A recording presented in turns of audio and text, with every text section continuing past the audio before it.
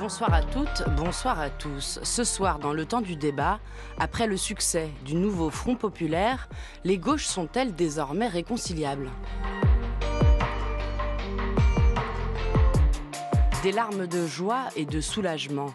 La gauche elle-même n'y croyait pas à cette victoire. La première place au second tour des élections législatives anticipées qui ont placé le Rassemblement national en tête du premier tour, donné gagnant par les sondeurs pour le second. Un scrutin éclair et inédit qui a mobilisé la jeunesse, la société civile et surpris au sein même des artisans de cette victoire. Partis, associations, syndicats, influenceurs, écrivains, sportifs et citoyens autour d'un nouveau Front populaire, référence à celui de 1936, mais pour combien de différences ? Une victoire qui laisse la gauche loin de la majorité absolue et l'extrême droite qui progresse en voix et en sièges. Alors sommes-nous face à un sursaut républicain ou à un sursis avant 2027 ?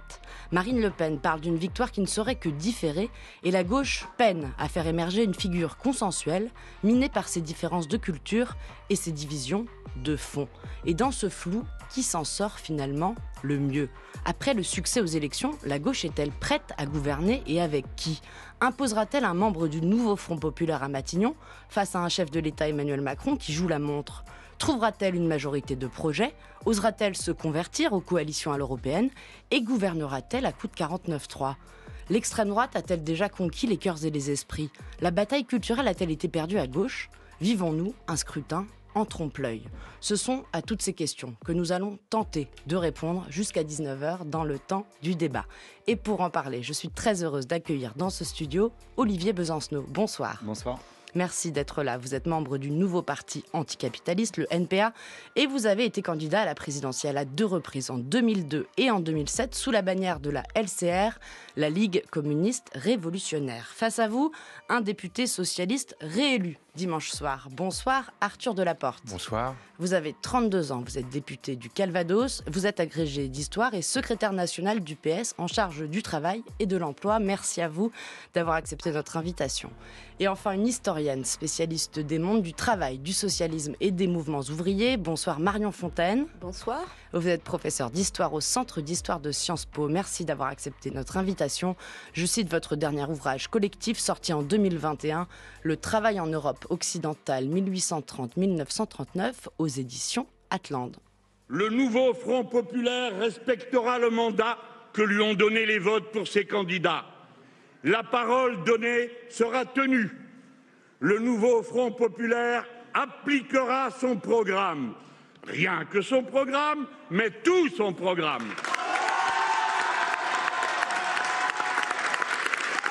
En effet, celui-ci forme un tout dont on ne peut dissocier ni les différentes parties, ni les recettes et les dépenses, ni le déroulement de l'entrée en vigueur des mesures qu'il contient.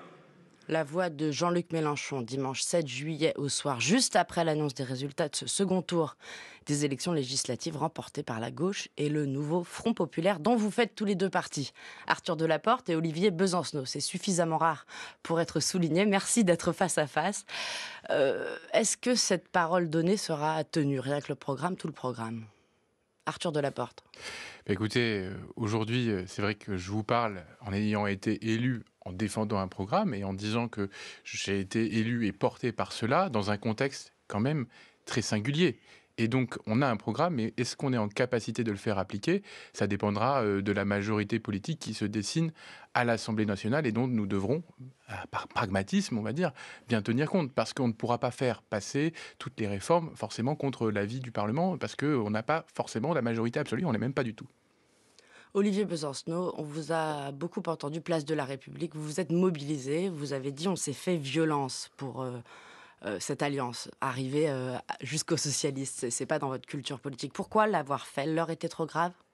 Oui, la situation était exceptionnelle, il fallait une réponse exceptionnelle. Pour notre courant, c'est une première, en effet, d'être membre de ce Front populaire, qui n'est pas tout à fait le Front populaire de 1936. Il y a évidemment des sacrées différences. Ce n'est pas non plus l'union de la gauche du début des années 80, ce n'est pas non plus les conceptions qu'on pouvait, nous, avoir révolutionnaires. C'est une situation nouvelle qui a mélangé à la fois les partis politiques, mais aussi des secteurs, alors d'une manière ou d'une autre, de la gauche sociale, voire syndicale dans leur parti, et puis la jeunesse.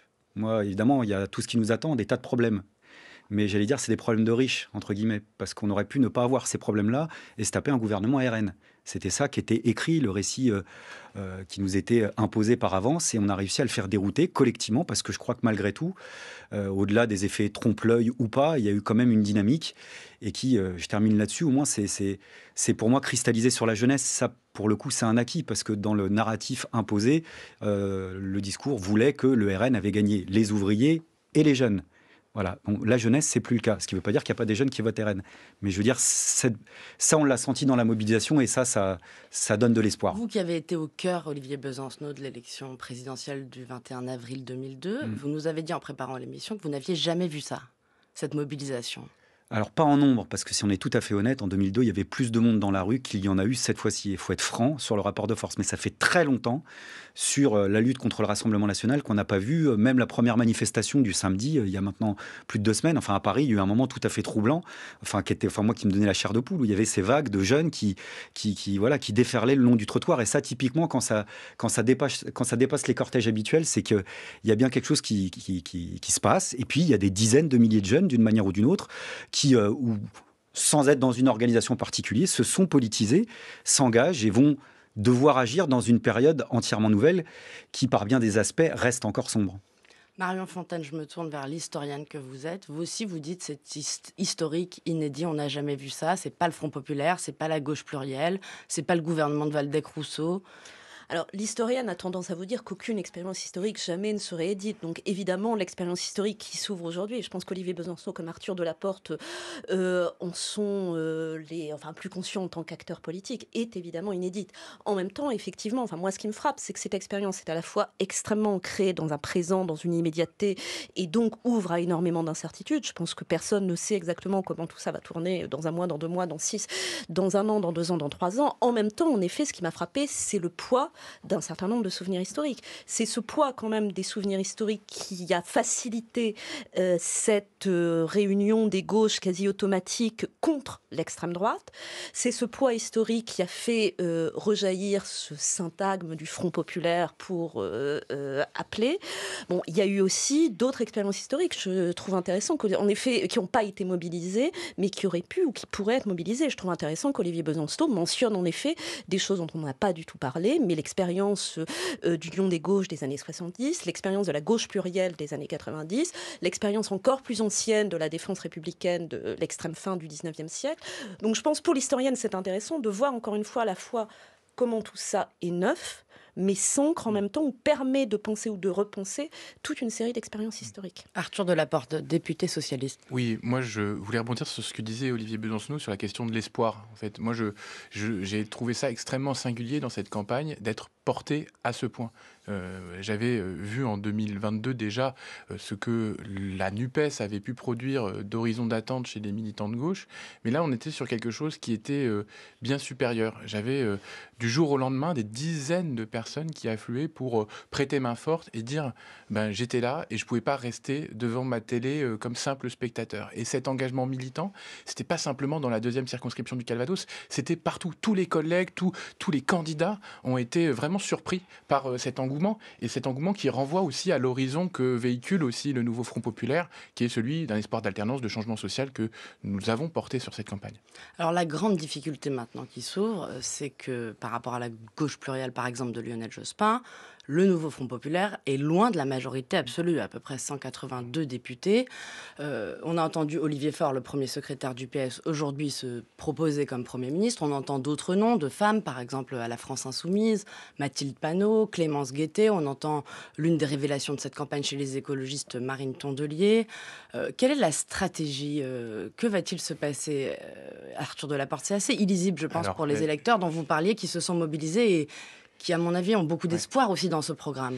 Alors, je ne suis pas Madame Irma, mais ce que je peux vous dire, c'est qu'il y a une phrase qui est assez récurrente à chaque fois quand la gauche arrive au pouvoir, c'est de rappeler cette formule de Braque, le 10 juin 1936, qui est un conseil national de la SFIO. Donc Braque était l'un des grands penseurs, on va dire, les autorités morales de l'époque de la SFIO. On arrive au pouvoir avec le Front populaire, et c'est enfin que les ennuis commencent. C'est maintenant que les ennuis commencent.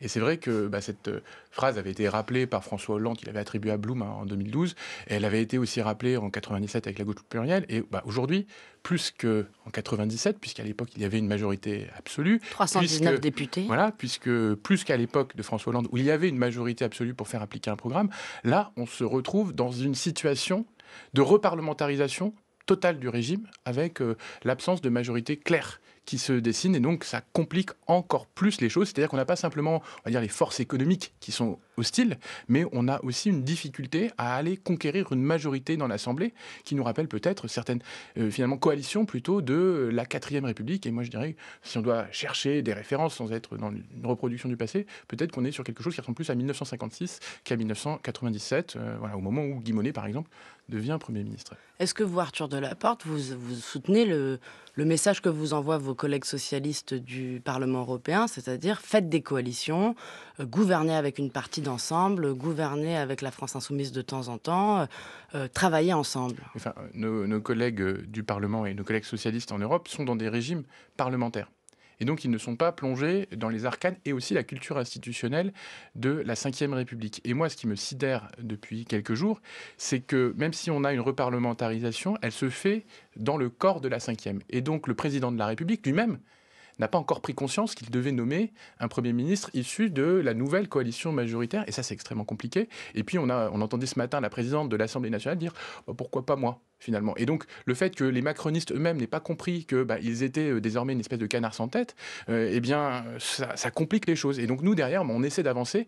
On va devoir bâtir un gouvernement qui tienne compte de cette majorité. Et on devra bâtir aussi des alliances de front républicain. On va dire, moi, la manière dont je simplifie les choses, c'est le Front populaire au gouvernement, le Front républicain à l'Assemblée nationale. Mais c'est vrai que c'est pas du tout ce qu'on entend, Olivier Besancenot, dans le débat public. Jean-Pierre Raffarin, par exemple, propose une alliance Ensemble LR.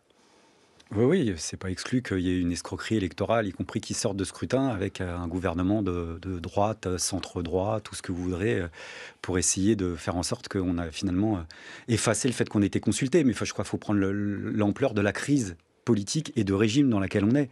C'est pour ça que rien n'est réglé, en réalité. Moi, dimanche soir, j'ai jubilé, comme beaucoup, c'était un soulagement. Mais on sait que les problèmes sont devant nous. C'est-à-dire que là, on a une crise globale des institutions qu'on ne va pas pouvoir régler à coup de mécano et à coup d'alliances temporaires, parce qu'on a un problème beaucoup plus profond. Et là, à gauche, je pense... Espérons que ça soit un mal pour un bien, qu'on reprenne des discussions, comme on l'a fait peut-être sur ces éléments de programme, mais sur des éléments institutionnels, qui est de renouer avec ce que pourrait être un processus constituant. C'est un terme un peu barbare, mais en tous les cas, d'une assemblée qui remette tout à plat, avec une assemblée qui soit unifiée, qui remette en place des institutions qui soient authentiquement démocratiques, parce que là, dans la situation actuelle, on vit toujours dans un calendrier qui est celui du présidentialisme, avec un président de la République qui, de toute façon, va être un acteur politique majeur. Donc là, il va falloir tout remettre à plat d'une manière ou d'une autre, et là aussi, puiser dans les éléments de neuf, mais en même temps, l'histoire longue, parce que c'est une histoire longue aussi de la critique de ce présidentialisme à gauche, qui dépasse d'ailleurs la critique de la Ve République. Vous avez entendu ou lu peut-être Benoît Payan, maire de Marseille, dans les colonnes de l'Express dès dimanche soir, demander au président de la République justement de faire une pause sur toute cette crise politique que vous décrivez et qui a été précipitée par la dissolution de l'Assemblée nationale pour une constituante, pour une nouvelle République. Vous seriez d'accord avec le maire de Marseille, socialiste? Alors, je ne sais pas si j'ai pas lu sa tribune, donc je ne veux pas m'avancer, mais l'idée d'un processus constituant et de faire en sorte qu'une nouvelle République voit le jour, ça fait partie de notre revendication. Par contre, c'est tout ce qu'on met dedans. La question essentielle, pour moi, c'est de comprendre que le calendrier, j'espère me tromper, sur lequel vit une bonne partie de la gauche aujourd'hui, ça reste un calendrier qui n'existe plus, enfin qui est carbonisé, qui est en gros la perspective de la prochaine présidentielle. Et le problème, c'est qu'à gauche, il y a une présidentielle qui se termine et tout le monde déjà prépare immédiatement la suivante. Et ça, c'est plus possible. Voilà, c'est-à-dire Mais que faire d'autre, Olivier Besancenot, vous qui avez été candidat à cette élection? Oui, en assumant tout le paradoxe de la chose. Et puis en plus, j'ai pas été élu, ça vous a pas échappé. Donc voilà. Mais en amenant, y compris dans le cadre de cette élection, à ce moment-là, cette discussion-là, Félix Piat, à l'époque, en 1848 déjà, qui était un député socialiste avant de devenir le communard qu'il deviendra, avait cette formule qui, pour moi, reste toujours d'actualité, en disant une république dont le président est affublé du titre de chef de l'État ne sera jamais une république, ce sera toujours une royauté. Avec un sacre, disait-il, autrement plus divin, c'est-à-dire plus redoutable, en réalité, que l'huile de Reims et le sang de Saint-Louis. Donc en fait, on a je crois, tous et toutes souffert du présidentialisme. Et comme malheureusement, vu les blocages politiques qui s'annoncent en haut, j'ai l'espoir que la pression qui existe en bas, parce que pour le coup, elle est vraiment inédite, soit capable de rappeler tout le monde à l'ordre. Enfin, moi, j'ai fait la campagne de Philippe Poutou dans l'autre, qui se propose aussi d'être Premier ministre, je vous le dis au passage. Puisque... Mais il a perdu. Mais justement, il est libre. Face au RN. Il est disponible. Mais blague à part, évidemment, dans cette campagne, il y avait des équipes qui, en réalité, n'attendaient qu'une seule chose, c'est de pouvoir militer ensemble. Et une fois encore, on a trouvé des partis politiques, mais des secteurs du mouvement social. Et je pense que la petite nouveauté dans ce qui se passe aujourd'hui, c'est justement que ça dépasse les cadres organisationnels classiques. Marion Fontaine. Je pense que la question, évidemment, à court terme, elle met en jeu, en effet, le cadre de la Ve République. Elle rappelle, par ailleurs aussi, en effet, ce que rappelait Olivier Besancenot, c'est-à-dire que la Ve République est un moment de l'histoire, depuis 1958, institué pour des raisons très précises, celle de quasi-guerre civile liée à la guerre d'Algérie, mais qu'il est arrivé à la démocratie française d'expérimenter d'autres formes que furent la Troisième et la Quatrième République, où, effectivement, on avait un président de la République nettement moins puissant et un pouvoir se concentrant à la Chambre des députés. Et par ailleurs, des formes de coalition, etc., très différentes. Bon, je pense qu'en effet, il y a ces questions institutionnelles qui, à court moyen terme, se posent. En même temps, me semble-t-il, si on revient au cœur, j'ai envie de dire, du problème, je pense qu'il faut rappeler que, hormis la question du nombre des députés, ce qui frappe quand même, si on rassemble l'ensemble de la gauche en pourcentage, en nombre de voix dans ces élections, c'est qu'elle est historiquement faible. Elle est bien plus faible, même si on enlève la question du nombre des députés, qu'elle n'était en 1936, qu'elle n'était en 1981, qu'elle n'était en 1997. Donc au-delà, je vais être très matérialiste, si j'ose dire, au-delà des questions institutionnelles qui certes ont leur importance et qui, à mon avis, vaudront d'être réglés, mais est-ce qu'il faut changer de constitution? Est-ce qu'il faut adapter celle qui existe? Ça, j'en sais rien. Il me semble que la question de l'ancrage et de l'influence de la gauche dans le monde social se pose clairement. Parce que le RN n'a pas... sans doute que le RN n'a pas gagné cette fois-ci, mais la gauche ne pourra jamais l'emporter si elle n'incarne pas davantage la majorité sociale de ce pays. Arthur Delaporte, on a entendu le premier secrétaire du Parti socialiste, Olivier Faure, dire à propos de la réforme des retraites, ce qui s'est fait par 49.3 peut se défaire par 49.3. L'idée, c'est de reproduire les méthodes du passé. Alors, bon, il a peut-être dit ça dans un emportement. Moi, je pense que ce qu'il faut dire aux Françaises et aux Français, c'est qu'on a pris conscience d'une chose, c'est qu'on ne peut rien faire d'une part sans tenir compte des aspirations sociales, et la réforme des retraites était non seulement une brutalisation du Parlement, du débat public, mais aussi du corps social, et plus largement que si on veut reconstruire le pays, on ne pourra pas le faire tout seul. Voilà. Donc moi je considère que évidemment qu'il faut revenir sur la réforme des retraites, mais je pense qu'on peut trouver une majorité politique à l'Assemblée nationale pour revenir sur quelque chose que nous n'avons pas déjà validé. Ce que je veux dire, c'est que dans le programme du nouveau Front populaire, tout juste sorti de l'imprimerie, il y était écrit instaurer la proportionnelle et abroger le 49.3. Tout à fait. Donc si au lendemain d'une élection... C'est intéressant que vous me parliez de ça parce qu'on a eu des longues discussions lors de la constitution du programme sur la question du 49.3.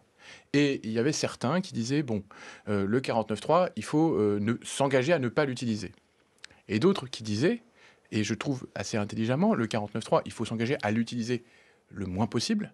Mais on est dans un régime qui, de toute façon, nous impose aussi d'utiliser ces outils parce qu'il est conditionné comme tel. Dans un vrai régime parlementaire, on n'a pas besoin de 49.3 parce qu'on a ces logiques institutionnelles de compromis, de majorité, etc., qui s'imposent. Mais à titre personnel, je suis défavorable à l'utilisation du 49.3 pour abroger la réforme des retraites parce que je pense qu'avec un bon travail de conviction, on peut le faire. Mais pour répondre à Marion Fontaine qui rappelait le score historiquement bas de la gauche, est-ce que peut-être dimanche soir, vous avez crié victoire trop vite? Alors déjà, on n'a pas crié victoire. On n'a pas crié victoire, on a plutôt fait ouf. Et je pense que cette espèce de sourire qui a illuminé tout le monde, c'était aussi par rapport au contraste de la semaine d'avant où on avait la perspective du Rassemblement national au pouvoir. Et donc cette victoire, c'est une victoire, on va dire, républicaine de on a tenu bon et on a empêché, par exemple, que la maison de la radio soit privatisée à la rentrée et que France Culture puisse continuer à diffuser les bonnes ondes. Mais au-delà de ce soupir de soulagement, cette explosion de joie, elle est liée aussi pour certains, évidemment, à un espoir. Mais cet espoir, il faudra faire en sorte de ne pas le décevoir. Aujourd'hui, cet après-midi, à l'Assemblée nationale, est arrivé le renouveau député de la Corrèze, François Hollande, qui a beaucoup déçu, comme François Mitterrand avec son tournant de la rigueur. Olivier Besancenot, comment vous expliquez que la gauche, sous la Ve République, n'ait jamais pu rompre avec le capitalisme, malgré toutes ses promesses ?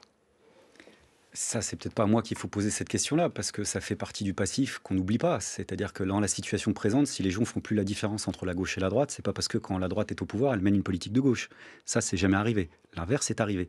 Donc, puisqu'on évite de regarder dans le rétroviseur, on regarde devant, la question qui s'est posée, et elle explique quand même une partie de la dynamique, je voudrais le souligner, ce programme, qui n'est pas un programme révolutionnaire, c'est même pas un programme réformiste radical, c'est un programme de mesures d'urgence qui pourrait permettre à des millions de personnes de sortir un peu la tête de l'eau. Pour appliquer ce programme, ça je vous le dis, la moindre de ces mesures, même un quart de ces mesures-là, vous prenez la première d'entre elles, vous prenez son quart, pour l'appliquer, c'est le monde financier, économique qui vous tombe dessus. Et on a déjà l'ambiance générale de ce que peut donner la diabolisation de la gauche aujourd'hui. Donc c'est là où les questions politiques à gauche sont amenées à se dénouer. C'est-à-dire là, on a une multitude d'exemples pour savoir comment on fait pour contrer ces attaques auxquelles on ne manquera pas. Je préfère accompagner ce mouvement à partir de discussions programmatiques, sociales et aussi institutionnelles, parce que j'insiste, on ne va pas s'en sortir. C'est-à-dire, pour faire vite, je ne crois pas à l'hypothèse qu'on puisse trouver un dénouement technique au degré de crise qu'on est en train de vivre. Je n'y crois pas. Si c'est le cas, tant mieux. Mais moi, je n'y crois pas. Donc, devant nous, on va avoir... Et ça, je pense que ça, pour moi, c'est pas contradictoire. Il y a un rapport dialectique, pour sortir encore des gros mots, sur le fait de favoriser des mobilisations et avoir un projet alternatif qui traite des questions sociales et des questions démocratiques. Parce que derrière les questions institutionnelles, moi j'entends parler des questions démocratiques, c'est-à-dire comment faire en sorte que nos actes de souveraineté ne soient pas résumés à quelques minutes au moment de l'isoloir, comme on se le dit à chaque fois, alors qu'on sait qu'il y a quelque chose d'extrêmement profond qui est en train de se passer. Et moi, je vous le dis, moi j'ai pas envie de bouder le fait de vous dire que moi j'ai vécu ça comme une victoire dimanche dernier. Je suis conscient de toutes les limites, Ça peut être une victoire à la Pyrrhus, parce qu'en effet, on peut se prendre les pieds dans le tapis, et la gauche est un peu spécialiste du fait. Donc ça veut dire pas faire notre part d'introspection. Une fois de plus, moi, je me mets dans le lot. Je pense que la nouvelle période dans laquelle on est condamné à évoluer nous pousse à comprendre que les organisations telles qu'on les a construites ne sont plus forcément adaptées à la période et qu'on ne peut plus l'envisager de la même manière. Parce que de toute façon, et là, ça plombe un petit peu plus l'ambiance, au-delà de cette victoire, je pense être une victoire qui redistribue en partie les cartes, on est confronté à un courant mondial où une partie du libéralisme, une partie du capitalisme international opte pour une option de plus en plus autoritaire, voire néofasciste, pas tant dans le but de faire face à ce qu'étaient des menaces révolutionnaires comme dans les années 20, que de rétablir l'ordre.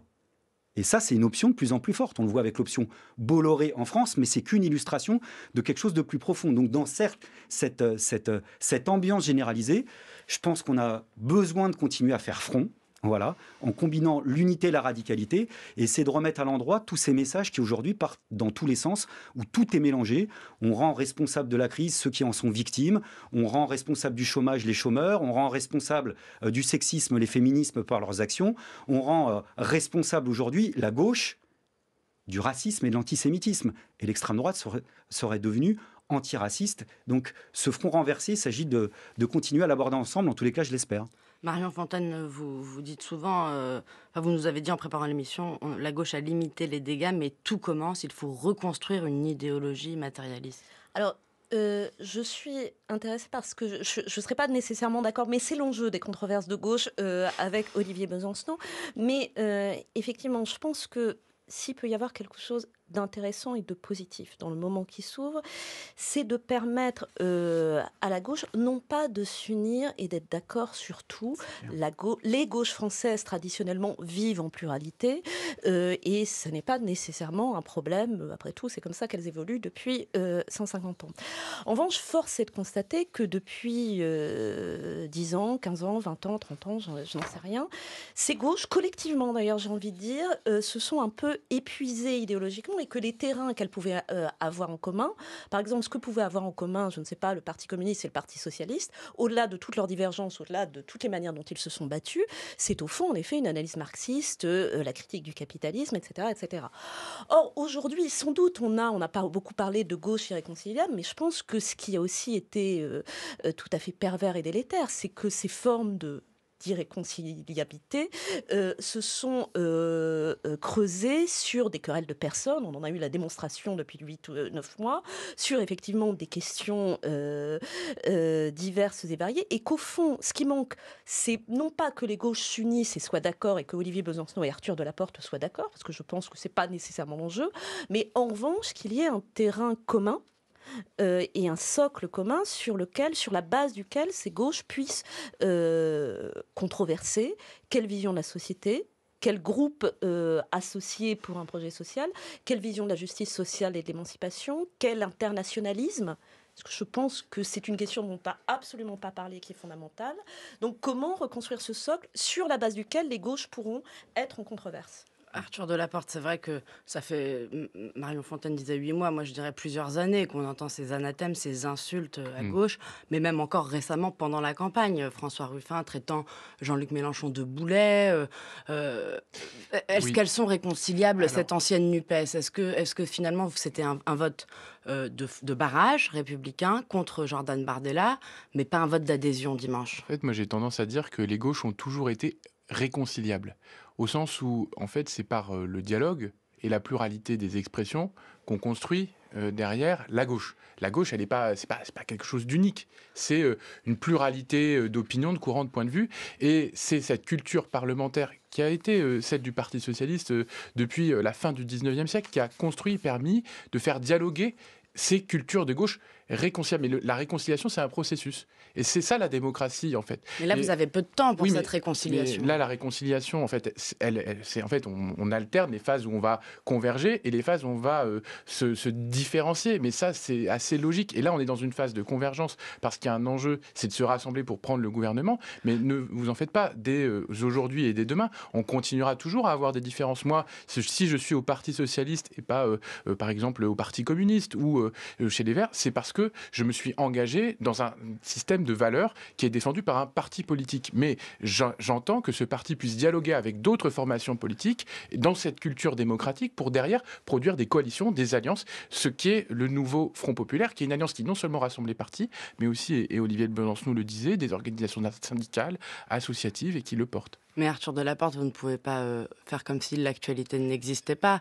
Et vous voyez bien qu'en ce moment, on voit les deux groupes principaux à gauche, la France Insoumise et le Parti Socialiste, qui comptent les voix pour savoir qui sera Premier ministre. Oui, mais parce qu'on est dans une culture, justement, démocratique, où la question du rapport de force à gauche est essentielle, parce que derrière, on en arbitre des choses qui auront une incidence sur notre fonctionnement collectif. Et donc, c'est pas quelque chose d'anodin. Et ça s'inscrit dans cette culture, on va dire, du dialogue, parfois musclé.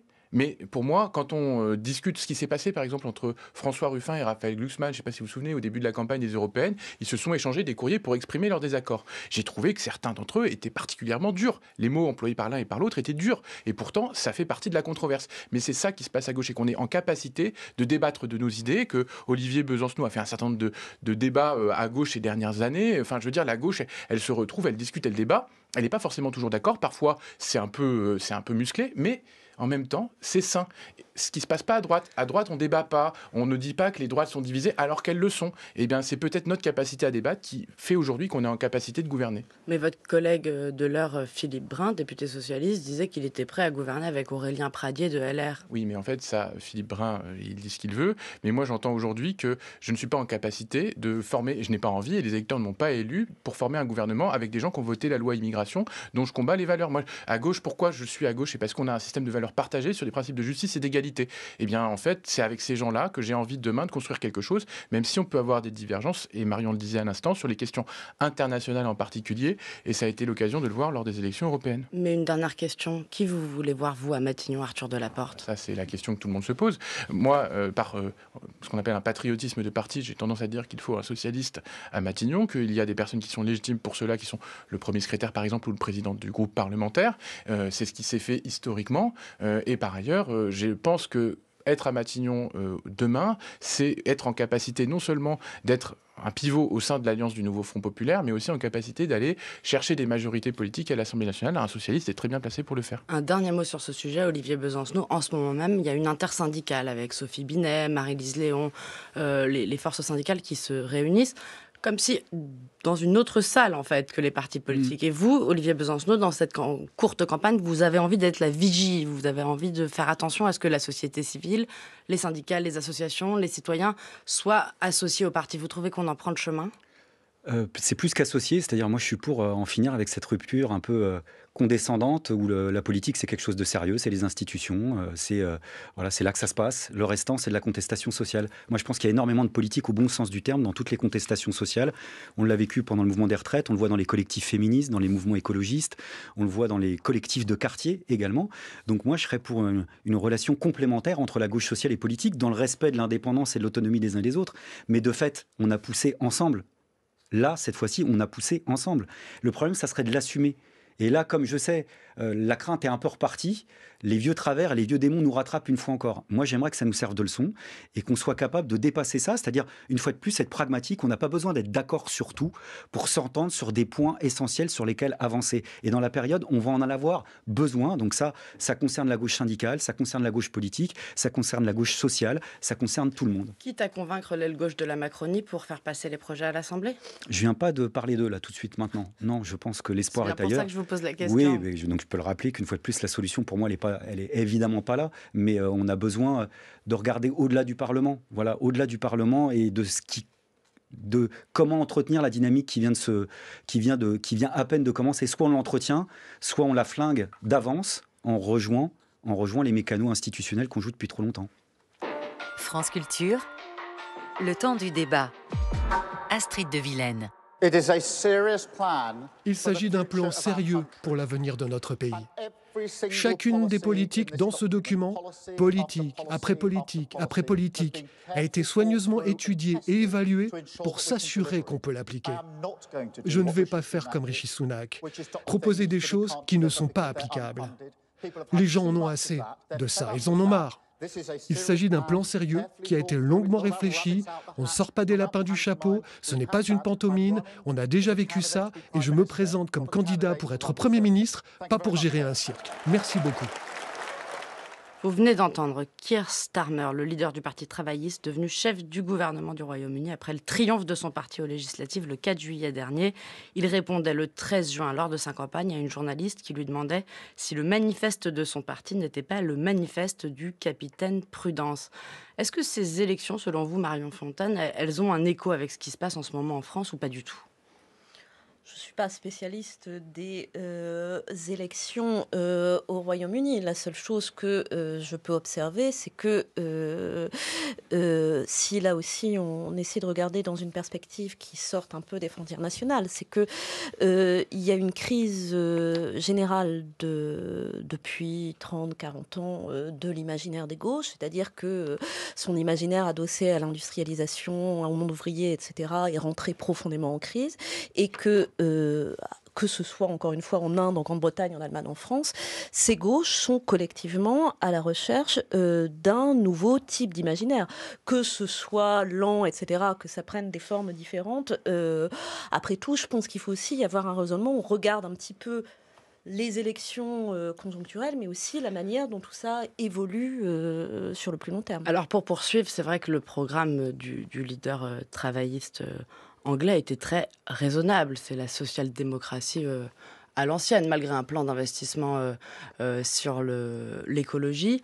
Vous dites souvent, Marion Fontaine, que la social-démocratie est une coquille vide.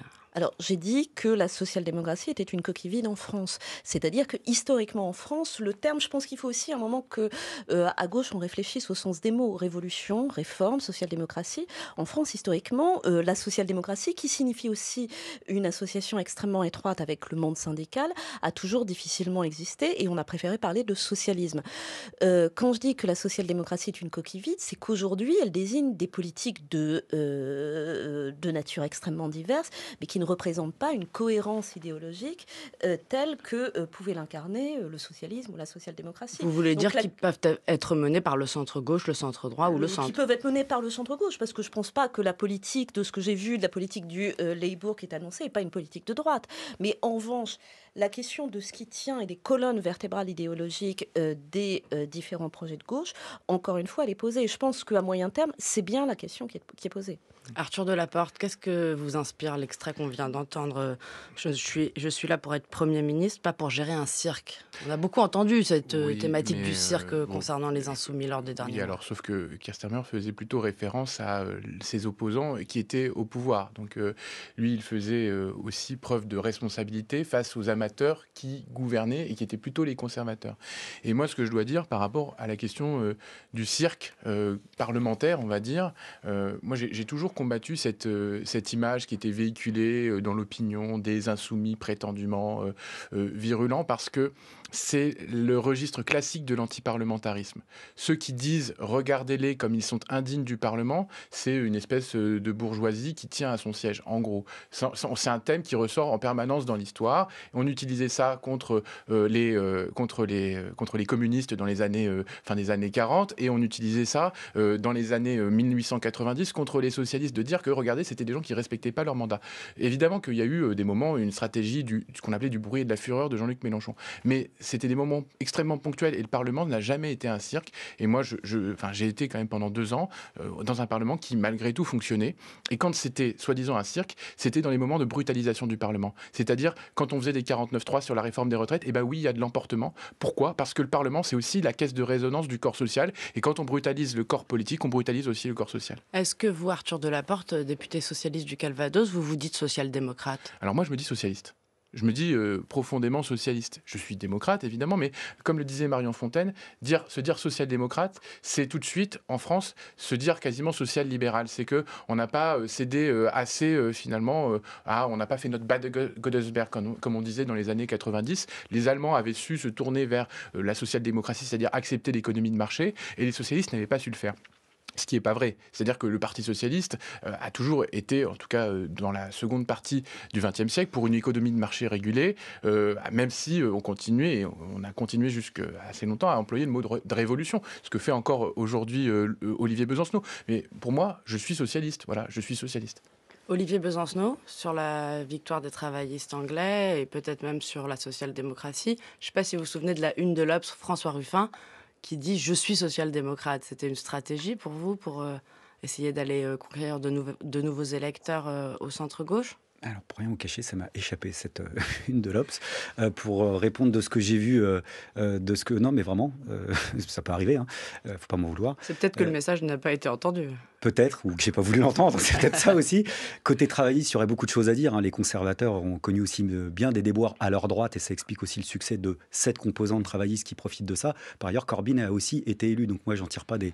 Et puis surtout, à chaque fois, je me permets d'avoir un petit sourire, parce que la social-démocratie, historiquement, si vous voulez, quand j'entends sur les plateaux renvoyer la social-démocratie aux gens raisonnables, c'est-à-dire ceux qui en réalité acceptent l'économie de marché, l'acceptent vraiment, le programme de la social-démocratie allemande au début du siècle dernier, vous le prenez, le programme du NPA à côté, il est réformiste. Je veux dire, c'était des idées clairement de gauche, de transformation sociale.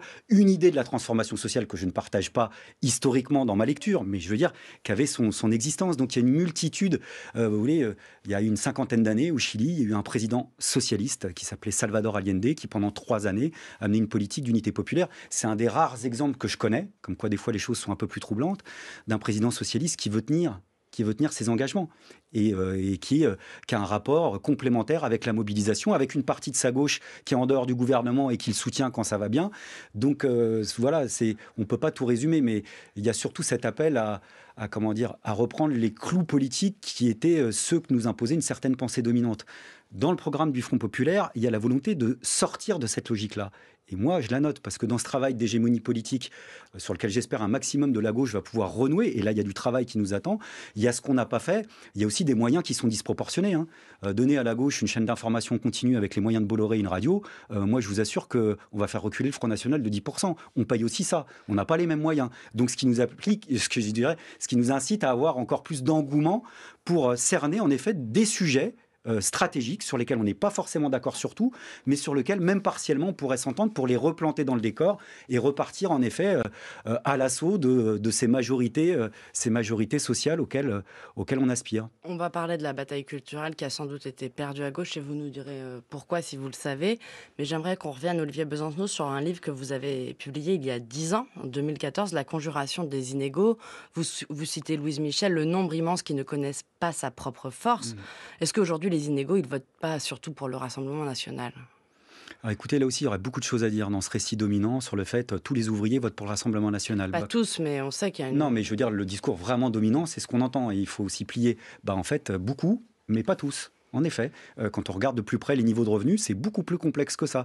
Sur les jeunes, je vous le disais tout à l'heure, c'était en train de rentrer dans le discours dominant. C'est une bataille politique. Donc moi, je ne suis pas là pour vous vendre quoi que ce soit. Les difficultés politiques, je crois que je suis bien placé pour les connaître et les voir l'urgence qu'il y a. Bon, là, on se paye une nouvelle chance de partir dans une stratégie nouvelle, mais qui invite à ce que les uns les autres réfléchissent à des schémas qui n'étaient pas forcément ceux auxquels on s'attendait jusqu'à présent. Marion Fontaine, par quoi elle doit passer cette nouvelle idéologie ou ce nouveau programme à gauche qui va être construit sur sans doute des années? C'est l'écologie?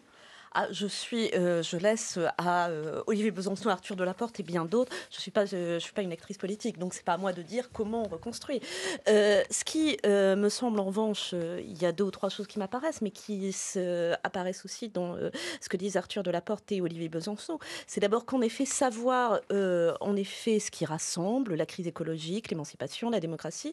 C'est aussi là où ça diffère. C'est pour ça que j'insistais sur cette question de social-démocratie, réforme, révolution. Au fond, qu'est-ce qui différencie les gauches aujourd'hui? Si on enlève les questions de personnes qui, à un moment, passent et sur laquelle toute une gauche... c'est un peu trop focalisé ces derniers mois. Qu'est-ce qui, au fond, fait qu'il y a des gauches différentes? Qu'est-ce que certains entendent par réforme ou par révolution? Quelles sont leurs stratégies d'émancipation? Je pense qu'il y a toute une série de ces questions à poser. Ensuite, évidemment, il y a Alors, bataille culturelle, hégémonie culturelle, on use et on abuse de Gramsci depuis quelques années. Ce qui est sûr, en effet, c'est que... toute une série de mots, de termes, etc., ou de réalités sur laquelle les gauches a reculé. Je ne prendrai qu'un exemple, la fameuse question de l'assistanat entre 20 000 guillemets, qui est un ressort profond du vote d'extrême droite, c'est-à-dire ce qui fait qu'au sein des catégories populaires et des classes moyennes, on différencie ceux qui se sentent intégrer et les assister. Je pense que là, il y a des batailles sur les formes d'égalité, etc., sur, au fond, qui est-ce qui peut rassembler une partie des catégories populaires des classes moyennes et dans quelle forme. Alors, on appelle ça lutte des classes, lutte d'intérêt, peu importe. Mais la question, c'est aussi de savoir comment la gauche dessine la société, où elle trouve ses bases sociales, qui ne sont pas simplement les ouvriers, les banlieues, les jeunes, mais qui sont bien plus vastes que ça, et sur la base de quelle divergence ou conflit d'intérêts. Arthur Delaporte, un dernier mot. Est-ce que vous arrivez de trop tard? Est-ce que vous avez manqué de toute cette refondation pendant toutes ces années? On a essayé de travailler, en tout cas au Parti socialiste depuis 2018 et la crise post-macroniste, à sa reconstruction sociale et écologique.